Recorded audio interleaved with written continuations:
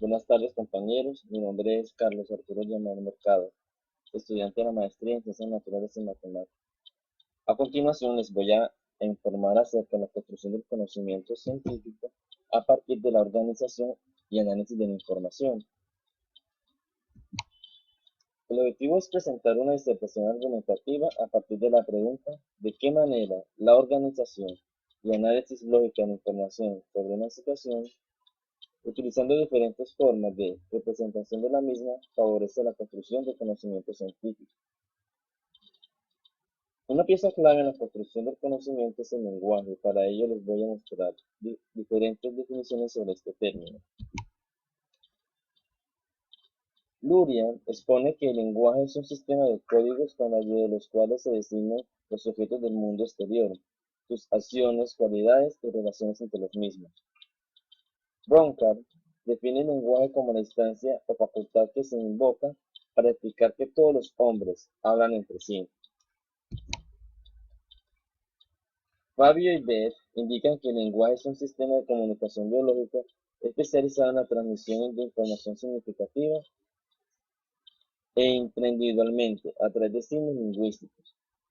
El diccionario de la Real Academia de la Lengua Española define el lenguaje como estilo y modo de hablar y escribir de cada persona en particular. Según Sapir, citado por Hernando, en 1995, el lenguaje es un método exclusivamente humano y no instintivo de comunicar ideas, emociones y deseos por medio de un sistema de símbolos producidos de manera deliberada. Vygotsky señala en su teoría de las palabras que las palabras dan forma a este sistema de signos que llamamos lenguaje, el cual, lejos de ser estático y universal, es dinámico, cambiante y flexible. Como pueden observar, existen varias definiciones otorgadas al término lenguaje. Cada definición desde diferentes teorías enmarca su propósito, en la cual se basa para entonces, digamos que, establecer su relación con el pensamiento y con el conocimiento.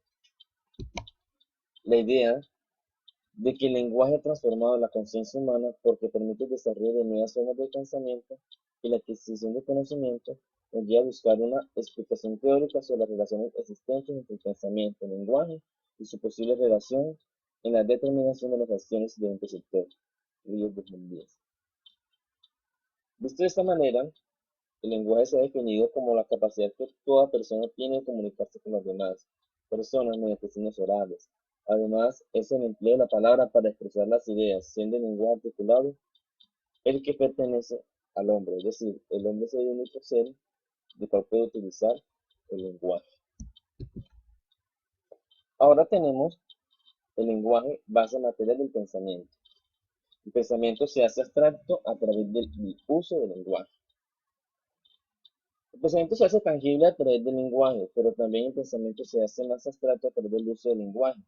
Por ello, a la vez que es un vehículo del pensamiento, constituye una herramienta para su desarrollo. El lenguaje externo inicialmente es incorporado por el individuo y convertido paulatinamente en lenguaje interno mental, a través de significaciones obtenidas en la interacción social. Su función primaria es social, comunicarse con los demás.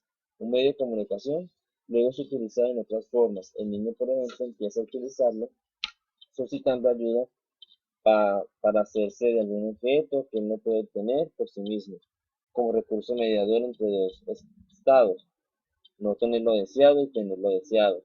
Aquí forma parte de algún plan a ejecutar y es un eslabón entre lo imaginado y una realidad transformada.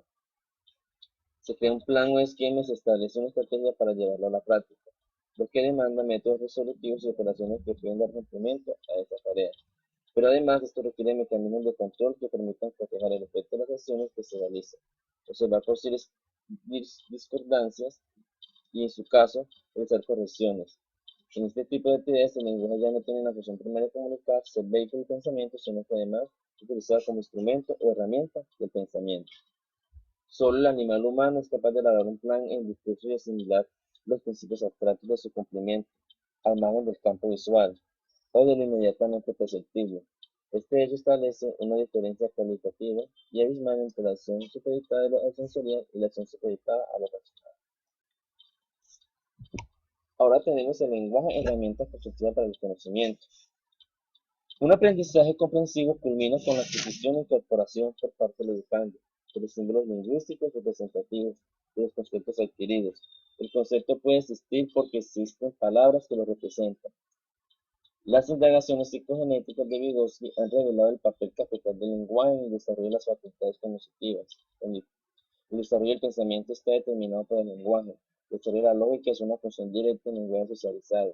El crecimiento intelectual depende del dominio de los mediadores sociales de pensamiento, esto es, el dominio de las palabras. El lenguaje es la herramienta del pensamiento.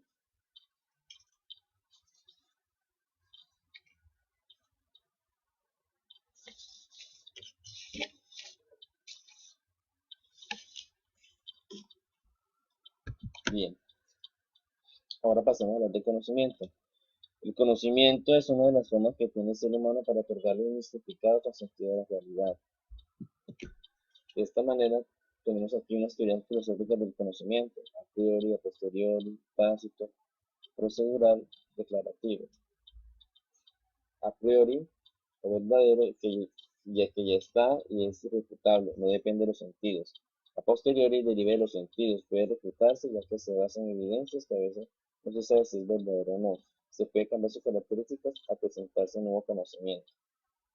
Tácito. Existe pero es difícil de explicar, normalmente se usa sin tener conciencia de él. Procedural. Se refiere a la forma en que sabemos hacer algo, llevar a cabo una serie de pasos para resolver un problema. Declarativo. Alude a la capacidad de que algo puede ser falso o verdadero. Bien, ahora tenemos en el siguiente esquema jerarquía del conocimiento. Aquí tenemos metaconocimiento, conocimiento, información, datos, ruido. El metaconocimiento es el conocimiento acerca del conocimiento y la experiencia. Conocimiento, información especializada que nos es útil. Información, datos procesados que resultan de interés.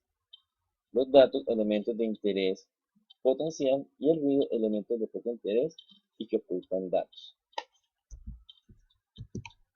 Ahora entonces tenemos a continuación la taxonomía de Bloom.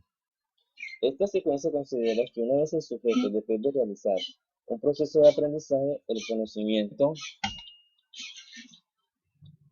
adquirido puede darse en alguna de las siguientes categorías: conocer, comprender, aplicar, analizar, sintetizar y evaluar.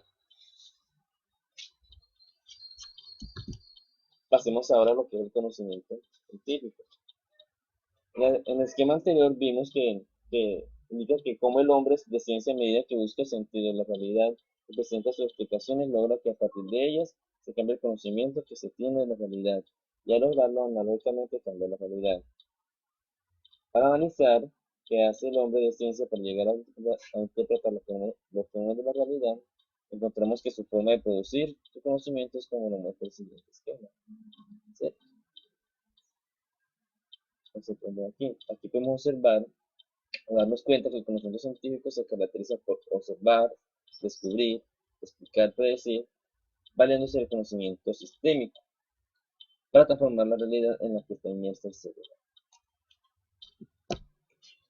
Ahora, formas de representar el conocimiento. El ser humano siempre ha buscado formas físicas, dibujos, letras, escrituras, etc. de representar el conocimiento. Actualmente cuenta con un número muy grande de estas formas. Una vez que se adquiere el conocimiento necesario, una representación simbólica, clara, precisa y completa del mismo. Para ello podemos mencionar que existen diversas formas de representar el conocimiento, como las siguientes: mapas conceptuales, mapas mentales, gráficas de barras, gráficas circulares, diagramas cartesianos, diagramas sagitales, cuadros de doble entrada, las tablas, el plano, los ciclos, etc.